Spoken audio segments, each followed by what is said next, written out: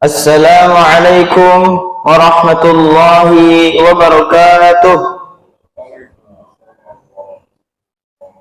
Alhamdulillah hamdan katsiran thayyiban mubarakan fih kama yuhibbu rabbuna wa yarda. Ashhadu an la ilaha illallah wahdahu la syarika lah wa ashhadu anna Muhammadan abduhu wa rasuluh la nabiyya wa la rasula ba'dah. Amma ba'du.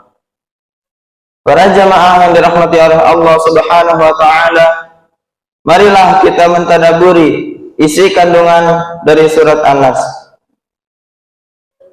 A'udzu billahi minasy syaithanir rajim. Bismillahirrahmanirrahim. Qul a'udzu birabbin nas, malikin nas, ilahin nas, min syarril waswasil khannas, alladzi yuwaswisu fi sudurin nas, minal jinnati wan nas. Artinya, katakanlah, aku berlindung kepada Tuhan yang memelihara dan menguasai manusia, Raja manusia, sembahan manusia, dari kejahatan bisikan setan yang biasa bersembunyi, yang biasa membisikkan kejahatan ke dalam dada manusia dari golongan jin dan manusia. Surat An-Nas merupakan surat ke-114 dan terakhir dalam Al-Quran. Surat ini termasuk golongan surat Makkiyah, yaitu ayat-ayat yang diturunkan sebelum Rasulullah SAW hijrah ke Madinah. Surat An-Nas dalam Al-Quran mengandung beberapa tadabbur dan kandungan. Di antaranya, surat An-Nas mengajarkan manusia untuk memohon perlindungan kepada Allah Subhanahu wa taala dari godaan dan gangguan setan, baik yang berasal dari golongan jin maupun manusia. Surat An-Nas membicarakan tentang tiga sifat Allah, yaitu rububiyah, raja, dan ilahiyah. Surat An-Nas mengajarkan manusia untuk tunduk dan patuh kepada Allah Subhanahu wa taala serta mempercayai dengan keyakinan penuh akan keberadaannya. Surat An-Nas mengajarkan bahwa segala dorongan jahat dalam diri manusia juga datang dari nafsu yang dibisikkan setan. Surat An-Nas mengajarkan manusia untuk menghindari segala bentuk godaan dan kejahatan yang datang dari setan dan manusia yang jahat. Surat ini merupakan pengarah dari Allah Subhanahu wa taala kepada nabinya sallallahu alaihi wasallam dan seluruh kaum mukminin sesudah itu, supaya berlindung ke bawah perlindungan Allah dari segala sesuatu yang menakutkan, baik yang tersembunyi maupun yang tampak, yang tidak diketahui maupun yang diketahui, yang secara global maupun yang secara terperinci. Seakan-akan Allah membuka pintu perlindungannya dan membentangkan naungannya bagi mereka, dan berkata kepada mereka dengan kasih sayang dan lembah lembut, Kemarilah ke benteng perlindungan, kemarilah ke tempat yang aman bagi kamu, dan kamu akan merasa tenang di dalamnya. Kemarilah, karena aku tahu bahwa kamu lemah, sedang kamu mempunyai musuh yang tersembunyi, dan di sekitarmu banyak hal yang menakutkan. Di sini terjamin keamanan, ketenangan, dan keselamatan. Permohonan perlindungan di sini adalah kepada Tuhan yang memelihara dan menguasai manusia, Raja manusia, sembahan manusia.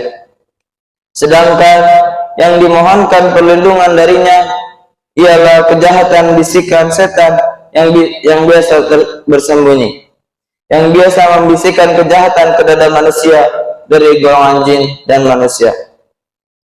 Manusia selalu menghadapi bisikan setan yang halus, karena setan pembisik itu memiliki sifat khannas, biasa tersembunyi.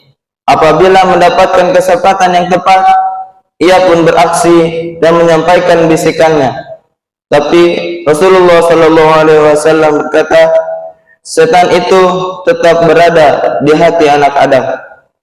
Apabila dia mengingat Allah Ta'ala, setan itu bersembunyi, dan apabila ia lalai, setan itu membisikkannya.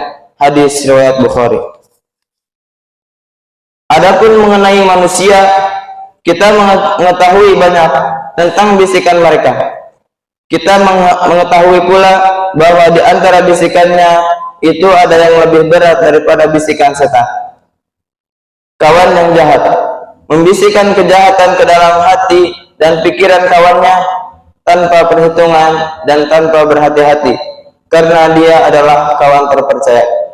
Maka sikap yang paling baik ialah bersandar kepada kekuatan yang tidak ada kekuatan sebenarnya selain kekuatannya, juga kepada hakikat yang tidak ada hakikatnya yang sebenarnya selain hakikatnya. Bersandar kepada Allah Subhanahu wa Ta'ala. Ini merupakan pola pandang yang paling utama untuk melindungi hati dari kekalahan dan mengisinya dengan kekuatan, kepercayaan, dan keterangan. Segala puji kepunyaan Allah sejak awal hingga akhir. Kepadanya lah kita menaruh kepercayaan dan mengharapkan pertolongan. Dialah tempat memohon pertolongan dan Maha Penolong. Demikianlah sepintas tadabbur dari kandungan surat An-Nas. Marilah kita jadikan surat An-Nas sebagai benteng pertahanan bagi diri dari segala bentuk gangguan. Dengan selalu berdoa, beribadah kepada Allah Subhanahu wa Ta'ala, kita akan merasa aman dan tenang. Semoga Allah Subhanahu wa Ta'ala selalu melindungi kita dari segala macam kejahatan dan memberikan kita hidayah serta keberkahan. Demikianlah sepintas tadabbur dari kandungan surat An-Nas. Marilah kita tutup dengan membaca doa.